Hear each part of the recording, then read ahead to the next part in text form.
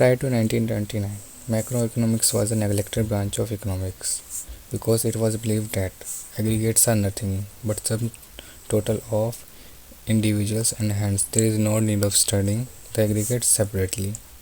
It means that कि जो macro economics थी वो एक नेगलेक्टेड ब्रांच थी इन द इकोनॉमी बिकॉज पहले की इकोनॉमिक्स सोचते थे कि aggregate demand is the sum total of individual demands. However, the Great American Depression of 1929 shook the belief of economics. जो एक ग्रेट अमेरिकन डिप्रेशन आया 1929 में उसने सबका बिलीफ उड़ा दिया. They were interested in knowing the causes of the depression. वो जानने के लिए उत्सुक थे कि what are the causes of the depression and the measures to be adopted to prompt such depressions to take place in the future. However, none of the existing theory provided any satisfactory answer. किसी भी theory ने उन्हें एक satisfactory answer provide नहीं किया for their queries. Thus, they realized that the aggregates are certainly different from the individual and need special analysis. Now we study classical theory of income determination. What is the classical theory of income determination? This theory was prevalent before 1929 and was propounded by various economics like Marshall, Bounding, J. Bissey, etc. Following were the propositions of this theory. There are few points which implies what this theory want to say that there always exists full employment in each and every economy at all the times. It means that जो एक economy होती है उसमें always full employment मतलब सभी व्यक्ति काम करते हैं वो भी ऑल टाइम पे.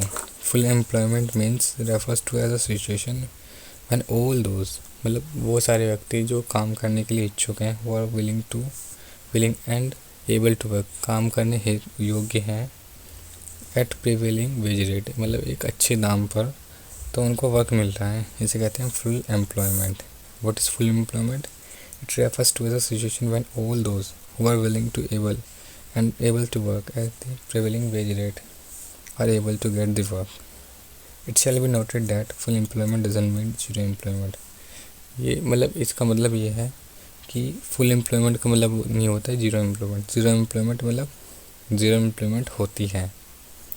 If the people are unemployed voluntarily means unemployed voluntarily means that is they are not willing to work at the prevailing wage rate, then it is known as voluntary unemployment and will not be considered for the purpose of checking the full employment in the country.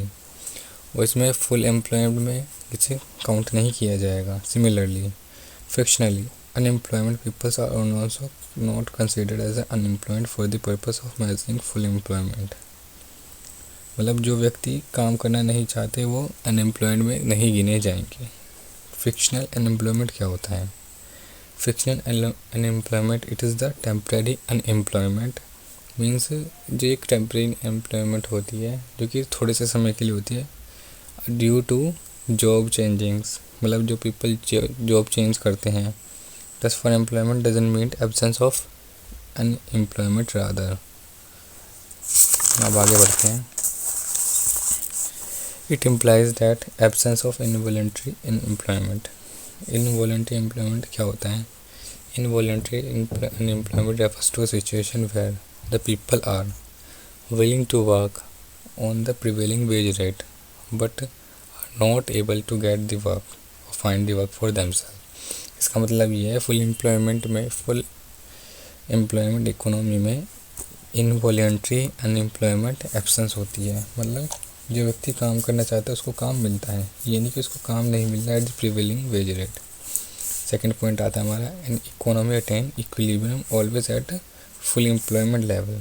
इस means जो एक economy होती है वो हमेशा full employment level पर equilibrium attain करती है. इसका मतलब ये है कि ऑलवेज सारे वर्कर्स काम करते हैं एक इकोनॉमी के तभी इक्विलिब्रियम स्थित होता है. Third, whatever is saved in the economy is ultimately invested that is there are no uninvested saving in the economy. इसका मतलब ये है कि जो सेव हुआ है इकोनॉमी में वो इन्वर्ट नहीं हो सकता।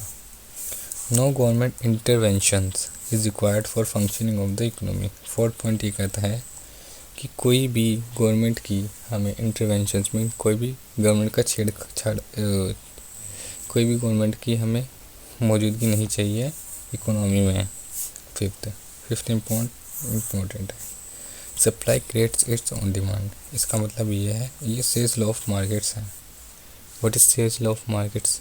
It says that supply creates its own demand. इसका मतलब ये है कि सप्लाई को किसी की ज़रूरत नहीं होती है, अगर सप्लाई ज़्यादा होएगी तो अपने आप डिमांड ज़्यादा होएगी। This words implies that